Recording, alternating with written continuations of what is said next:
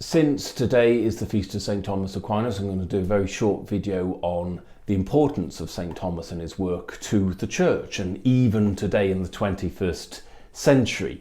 St Thomas was a 13th century theologian, one of the greatest really out of the Middle Ages. Dominican, he escaped his own family in order to follow his vocation. Great intellect, one of the finest minds in history, in fact. He was one of the first generation who really took Aristotle, which had just been rediscovered in the Middle Ages, and he applied Aristotle's logic and just observation of the world, and that's all Aristotle is. It's really unbiased in that respect. It's just looking at the world as we see it, accepting it as reality. And then Aquinas brought the scriptures, his own personal prayer life and his theology into that to develop a harmony, faith and reason. And that has been the bedrock of seminary formation for quite some time. You also, in the Middle Ages, you've got Duns Scotus and William of Ockham, and there was sort of two rival schools, if you like, the realists and the nominalists. Not going to go into too much on that, but it's very interesting if you're able to follow that, because it is important, because that impacts the world today, in fact, and philosophy today. Those two different ways of looking at the world, that polarization is still very, very much with us today.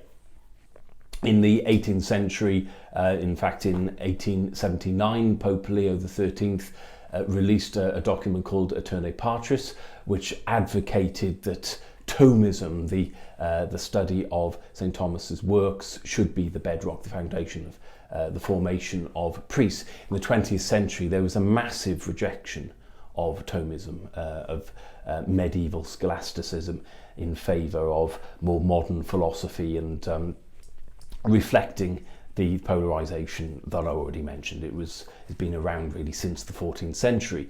But a parishioner gave me a very interesting book by Father Skilabexi. Anybody who's ever been to seminary will have heard of Skilabexi. Got into trouble, in fact, over some of his views on the Eucharist. And that's largely because he's rejected Thomism, his a rejection of traditional substance and realism, in fact. And what he says in this book is written in 1963. It's an interesting insight. Again, this polarization. You've got St Thomas Aquinas and Aristotle on one hand, then you've got modern philosophy, which is forming, since the 1940s really, forming an input into theology at the time. And really there's an incompatibility between the two. And as the very famous at the time Thomistic theologian of the 20th century, Father Garrigou Lagrange, asked, where is this new theology which is based on modern philosophy, where is it going? And I think it's a reasonable question to ask of anything. Where is something going? If we're going to adopt a particular way of looking at life, where does it go? Who are the main proponents who have come up with these ideas, these particular strands of thought? How do they live their lives? Are they happy? Have they found fulfillment? Do they have a relationship with God? Have they discovered their own purpose? With Thomas Aquinas, we can say yes.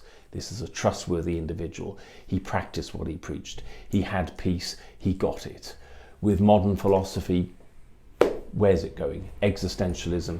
And this book, in fact, gives a contrast between the two. It's essentially states the two camps, essentialists, existentialists. What he means by essentialists, he means scholastic, Thomistic theologians who are based on Aristotle, the existentialists on modern philosophy.